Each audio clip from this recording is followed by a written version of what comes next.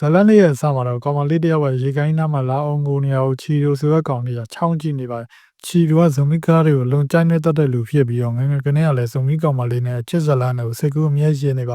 ါဒါတွေကိုတော့သူ့ရဲ့တငယ်ချင်းကိုပြောပြနေပါတယ်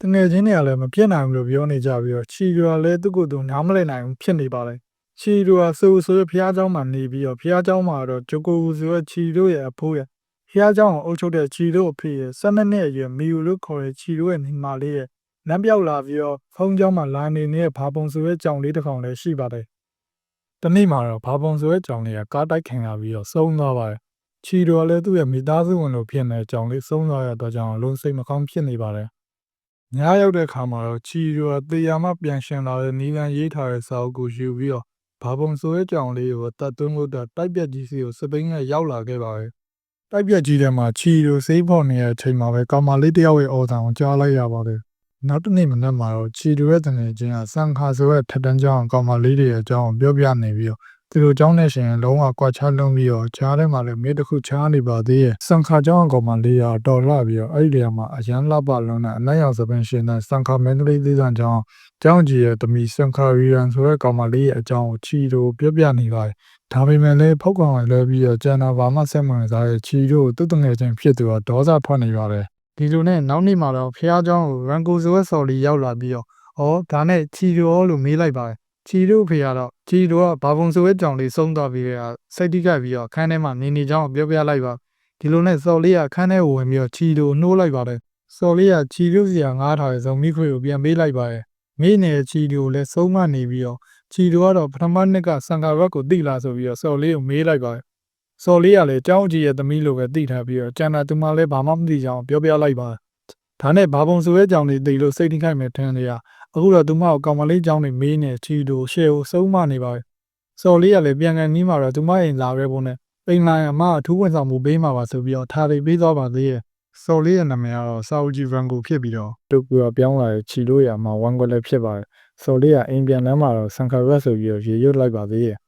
့လူနဲ့ညရောက်တဲ့ခါမှာတော့ချီတော့တက်ပြက်ကြီးသွားပြီးတော့ဆေးဖော်နေပါတယ်ဒါမဲ့လည်းစေးစာအုပ်ရဲ့နောက်ဆုံးစာမျက်နှာပျက်စီးနေပြီးတော့စိတ်ထဲရမယ်လို့တော့ရေးထားပေမဲ့ဒါစိတ်ထဲရမယ်ဆိုတော့မသိလိုက်ဘူးဖြစ်နေပ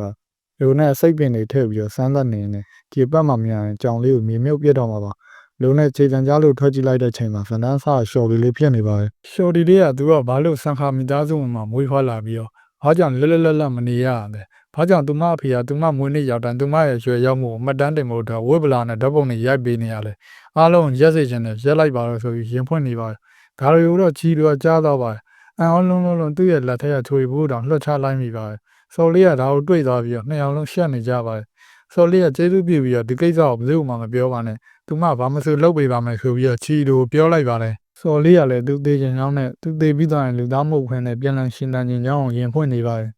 ကျွန်တော်တို့ရဲ့ဆရာကြီးချီတို့ကလည်းသူလည်းဖိအားတွေများနေကြောင်းနဲ့မကြိုက်တဲ့ရောင်မကြိုက်ဘူးလို့တော့မပြောနိုင်သေးကြောင်းတယောက်တည်းတိတ်ဆိတ်တဲ့နေရာကိုထွက်သွားခြင်းမိရဲ့ဆိုပြီးတော့ပြောလိုက်ပါတယ်စော်လေးကလည်းဒါဆိုရင်လည်းငါ့လူလာအော်ဒါလားဆိုပြီးတော့မေးလိုက်ပါတယ်ချီတို့ကတော့သူကအဲ့လိုပေါက်လို့ပဲစားကြီးလာအောင်မဟုတ်ကြောင်းနဲ့သူကပြန်လဲတတ်သွင်းခြင်းစေးရီကိုလာဖော်နေရဖြစ်ကြောင်းပြောလိုက်ပါတယ်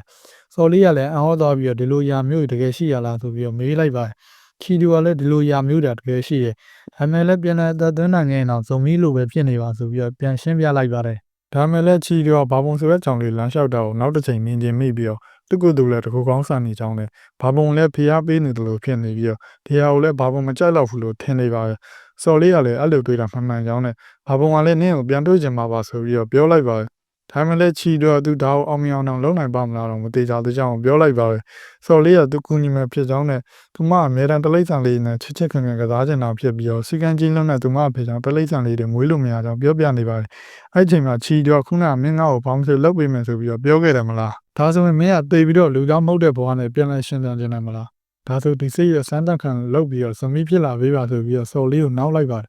်စော်လေးကလည်းတကယ်ထင်သွားပြီးတော့ချီတို့ကြိုက်နေတဲ့မင်းကလေးတို့ဘာလို့မရှိဘူးလားဆိုပြီးတော့မေးလိုက်ပါတယ်ချီတို့လည်းသူကဇမီးမင်းကလေးကိုပဲစိတ်ဝင်စားပြီးတော့တက်ရှိမင်းကလေးနဲ့ဆိုဘာခံစားချက်မှမရှိကြောင်းပြောလိုက်ပါ